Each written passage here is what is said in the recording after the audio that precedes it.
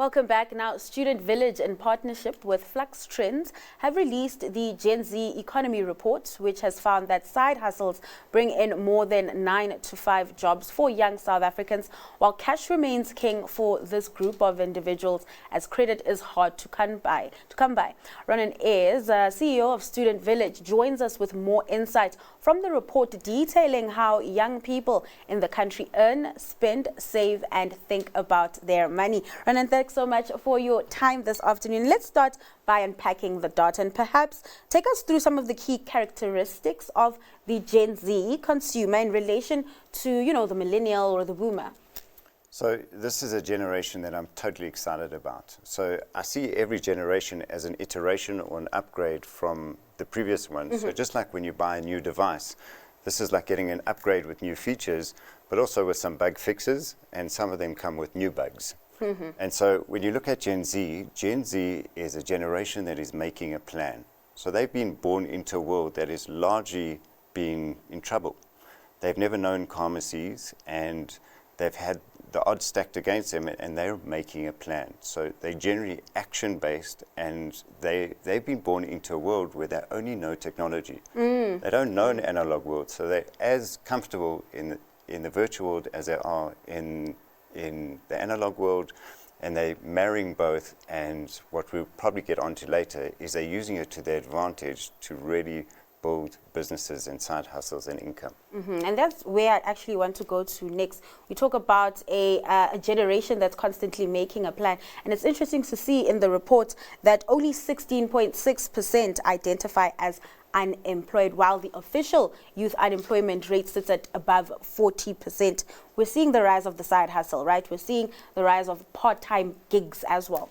Yeah, and not to underestimate, there is a big problem out there in terms of the unemployment, but what we're seeing in our research is that they're making a plan. So before, where they were either receiving a grant or they were receiving all their money from their parents and siblings, they're now starting to make their own money. They're not necessarily working for other companies, but they're creating either themselves as a brand, and they will become content creators or influencers, or they would be commercializing their own brand, or they're starting interesting businesses. Like I heard a really interesting business by a young female student at VUT who actually has taken excess food and 3D printed food coupons and sells them for cheap to students that need food. So you're seeing like really entrepreneurial thinking using technology. We're seeing that 30% are buying cryptos. We're seeing that betting apps are seen as almost a job. Wow. And just talking about that then, what are their contribution to the economy? I can imagine that perhaps it's not as substantial, considering that most of the students that were surveyed were earning less than 5,000 rand.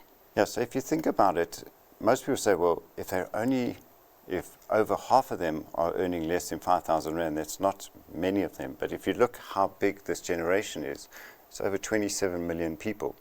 So towards the older side of this generation, they're earning much more. But when you're students, you're generally earning under 5,000 rand. Although there are a few businesses that we've surveyed in the student world where they're earning a few million rand, not per month, but per annum. And so really what you see here is, what we found interesting is that not only is 5,000 rand a substantial figure relative to previous years, but they're actually saving between 1,500 and 1,800 a month, which for South Africans, we are the terrible savers. And to see that if they're only earning around 5,000 rand a month, that they're saving just over a third of it is remarkable. So they're saving more, they're dabbling in crypto and the betting arena. What are they spending their money on? So what's really interesting is what they're saving on is they're saving for rainy day emergencies, and that could be anything from a music festival to some trouble happening at home. But what they're spending on is really interesting. Basics have become the new luxuries. So they're spending almost 2,500 rand on groceries. And we can talk about loyalty after that and how they go about it. But it's it's really about groceries, then it's about investing in themselves. So you're looking at clothes, shoes, and anything that will prop up their personal image, because they know how they appear on socials will probably open future doors and future gigs and future opportunities. So they're investing in themselves. All right. With that being said, would you not say that perhaps the generation spending on necessities is a result of the current economic environment, considering that we are dealing with a cost of living crisis where things are quite expensive? Absolutely. So from our previous research, if we did the same research 10 years ago, groceries would probably come up third or fourth, and now it comes up first. But what we're seeing is very interesting, is that all of them have loyalty cards, but they're not loyal by nature. So, they'll have their 60/60 card they won't leave home without. What we're also seeing is all of the people surveyed have at least 1 to 3 e-commerce deliveries a month, which is a huge shift. And so when it comes to the shopping, they're very clear on who gives the best deals and when.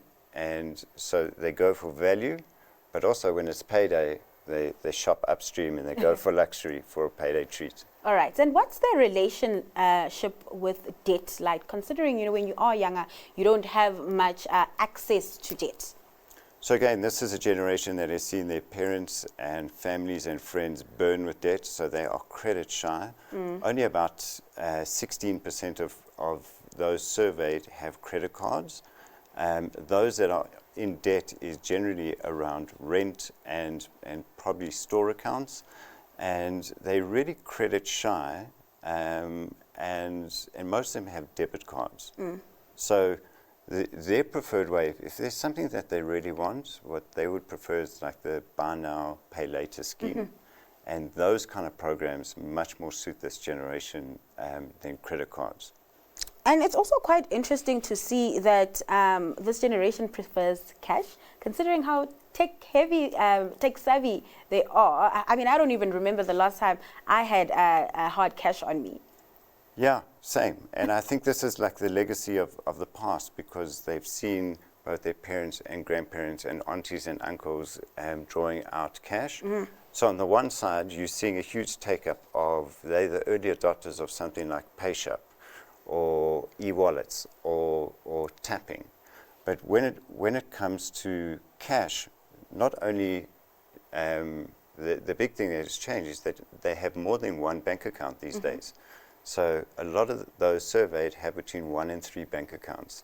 And what they're doing is they're taking out the cash because they believe they want to first spread their eggs, spread their risk. Then they want to make sure creditors don't get hold of them, and they want to make sure they've got the cash and no one can take it from an ATM. So it's it's layered. All right, let's leave it there. Thanks so much for your time and joining us this afternoon, Ronen. That was Student Village CEO Ronen Aires wrapping up Youth Month on Business Lunch.